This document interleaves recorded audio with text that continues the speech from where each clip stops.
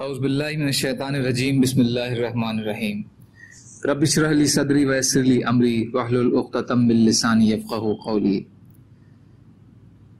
حیات الصحابہ رضی اللہ تعالی عنہم، حصہ اول، دعوت کا باب۔ صحابہ کرام کے وہ اعمال اور اخلاق جن کی وجہ سے لوگوں کو نصیحت ملتی تھی۔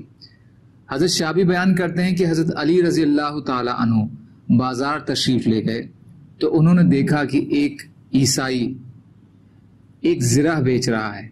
حضرت علی رضی اللہ تعالی عنہ نے اس زرہ کو پہچان لیا اور فرمایا کہ یہ زرہ میری ہے، چلو میرے اور تمہارے بیچ مسلمانوں کا قاضی فیصلہ کرے گا۔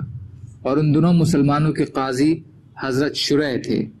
حضرت علی رضی اللہ تعالی عنہ نے ہی ان کو قاضی بنایا تھا۔ جب قاضی شریح نے امیر المومنین کو دیکھا تو اپنی مجلس سے کھڑے ہو گئے اور حضرت علی کو اپنی جگہ بٹھایا اور خود ان کے سامنے اس نصرانی کے پہلو میں بیٹھ گئے۔ حضرت علی رضی اللہ عنہ نے کہا، اے شریح، اگر میرا فریق مخالف مسلمان ہوتا تو میں اس کے ساتھ بیٹھتا، لیکن میں نے حضور صلی اللہ علیہ وسلم کو فرماتے ہوئے سنا ہے کہ ان غیر مسلم ذمیوں سے مصافحہ نہ کرو اور ان کو سلام کرنے میں پہل نہ کرو اور ان کے بیماروں کی بیمار پرسی نہ کرو اور ان کی نماز جنازہ نہ پڑھو اور ان کو راستے کے تنگ حصے میں چلنے پر مجبور کرو، انہیں چھوٹا بنا کر رکھو جیسے کہ اللہ نے انہیں چھوٹا بنایا ہے۔ اے شریح، میرے اور اس کے بیچ فیصلہ کرو۔ حضرت شریح نے کہا، اے امیر المومنین، آپ کیا کہتے ہیں؟ حضرت علی رضی اللہ تعالیٰ عنہ نے کہا، یہ زرہ میری ہے، کافی دن پہلے یہ کہیں گر گئی تھی۔ حضرت شریح نے کہا، اے نصرانی، تم کیا کہتے ہو؟ اس نے کہا، میں یہ نہیں کہتا کہ امیر المومنین غلط کہہ رہے ہیں، لیکن یہ زرہ ہے میری۔ حضرت شریح نے کہا، میرا فیصلہ یہ ہے کہ یہ زرہ اس سے نہیں لی جا سکتی کیونکہ آپ کے پاس کوئی گواہ نہیں ہے۔ حضرت علی رضی اللہ عنہ نے کہا، قاضی شریح نے ٹھیک فیصلہ کیا ہے۔ اس پر اس نصرانی نے کہا کہ میں گواہی دیتا ہوں کہ یہ نبیوں والے فیصلے ہیں کہ امیر المومنین اپنے ماتحت قاضی کے پاس آئے اور اس قاضی نے امیر المومنین کے خلاف فیصلہ کیا۔ اے امیر المومنین، اللہ کی قسم، یہ زرہ آپ کی ہے، آپ کے پیچھے میں چل رہا تھا، آپ کے خاکی رنگ کے اونٹ سے گری تھی جسے میں نے اٹھا لیا تھا۔ اور پھر اس نصرانی کلمہ شہادت اشہد ان لا الہ الا اللہ و اشہد ان محمد رسول اللہ پڑھا۔ اس پر حضرت علی نے کہا، جب تم مسلمان ہو ہی گئے ہو تو اب یہ زرہ تمہاری ہی ہے، اور اسے ایک گھوڑا بھی دیا۔ ترمذی، حاکم کی ایک اور روایت میں یہ ہے کہ جنگ جمل کے دن حضرت علی رضی اللہ تعالی عنہ کی ایک زرہ گم ہو گئی تھی۔ ایک آدمی کو ملی، اس نے آگے بیچ دی۔ علی رضی اللہ عنہ نے اسے زرہ کو یہودی کے پاس دیکھ کر پہچان لیا۔ قاضی شریح کے یہاں اس یہودی کا مقدمہ دائر کیا گیا۔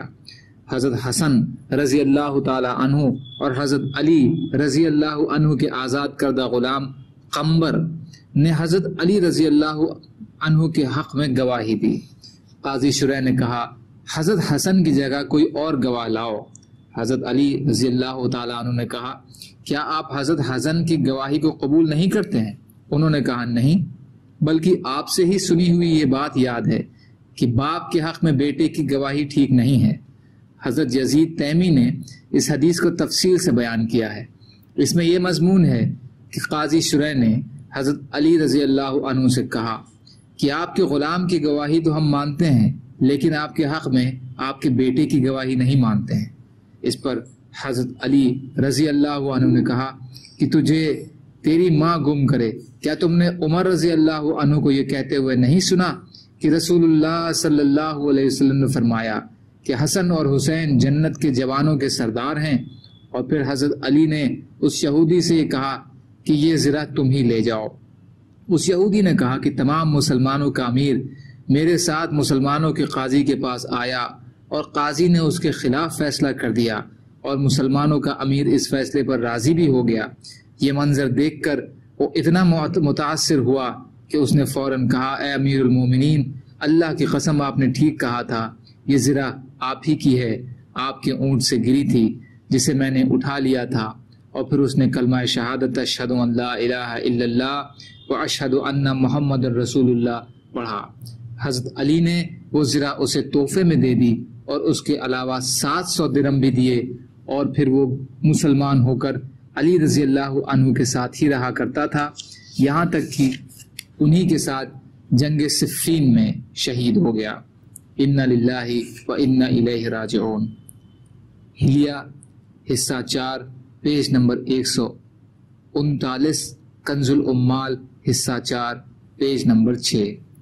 سبحان اللہ و بحمدہ، سبحانک اللہم و بحمدک، اشہد ان لا الہ الا انت، استغفرک و اتوب الیک۔